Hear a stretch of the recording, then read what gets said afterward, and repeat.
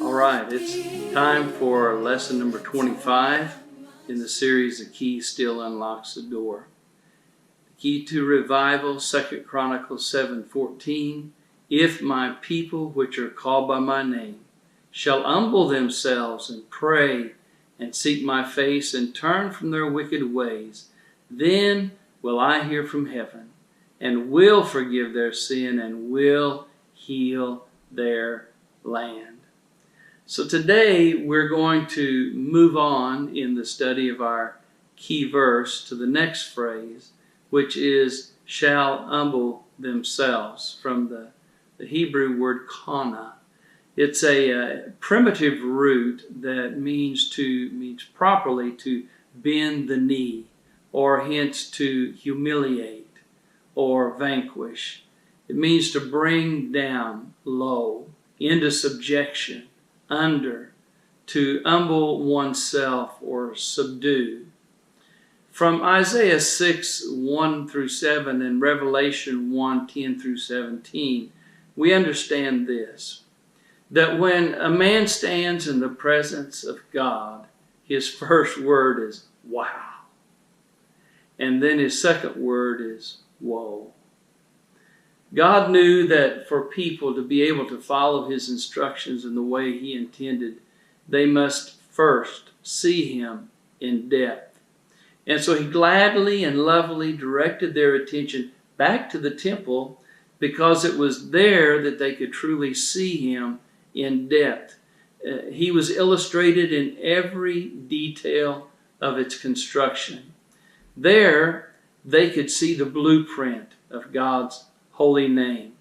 And if they looked at the temple with a sincere heart, they would remember all the wonderful ways in which he had revealed himself throughout the ages. So, wow.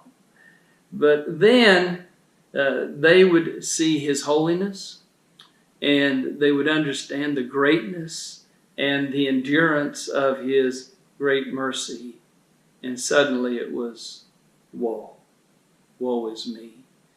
I love this picture that we see of John in Revelation chapter 1, verses 10-17.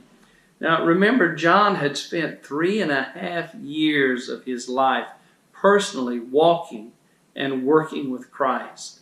He had lived in constant amazement at the many miracles that Jesus had performed. And the depth of his teaching, well, there was just nothing that could compare.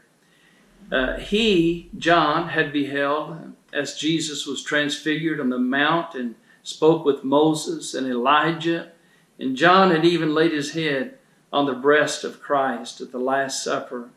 So when he wrote his gospel, John didn't start with Jesus' birth in a stable or his baptism in Jordan, but rather he started in the beginning, when with the Father Jesus created all things. You would say that if anyone had an understanding of Christ, it was surely John.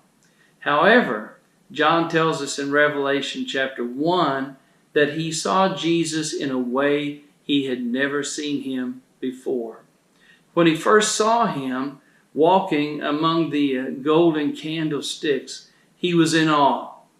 He drank in every detail of his countenance. His image was burned indelibly into his memory.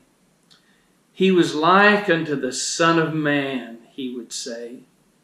I recognized him as Jesus, as I had walked with him on earth, yet glorious, more glorious even than on the Mount of Transfiguration. I saw him this time, clothed with a garment down to the foot and girt about the paps with a golden girdle.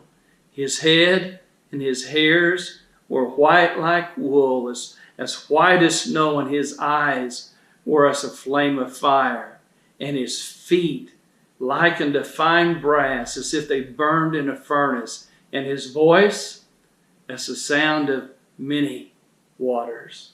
And he had in his right hand 7 stars.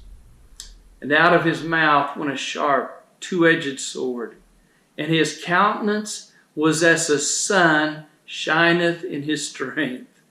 It was as if every detail of Christ's countenance spoke to him in unfathomable depth of his wonder, proclaiming the beauty of his holiness and declaring his mercy to be beyond comprehension. But with the next flourish of John's pen, he reveals a result of such an awe-inspiring revelation. He says this, "And when I saw him, I fell at his feet as dead." A true revelation of God's wonder always includes a revelation of his holiness. And that always results in the death of the viewer. When one sees the strength of God, his own perceived strength appears as just weakness. And when one sees the righteousness of God, his own perceived righteousness seems as filthy rags. And when one sees the love of God, his own perceived love seems as deceit. And when one beholds the amazing grace and the mercy of God, his own perceived mercy and grace is revealed as impatience and, intolerance. When man truly sees a revelation of all that God is, he is once again transformed into the dust of the earth, and he, the creation, now lays before the Creator in his purest form. It's when this broken vessel is brought to this form that the potter can truly take it lovingly into his hands and with divine knowledge shape it once again into a vessel of value for use in the house of the King. If we are willing to meet the conditions. And the first one of those conditions is this: humble ourselves. If we humble ourselves, we will have revival. Time for us, the church, I think, to pray, to repent, to see us as God sees us, and to humble ourselves and understand that we are dependent upon the might and the power and the glory and the mercy of a holy, holy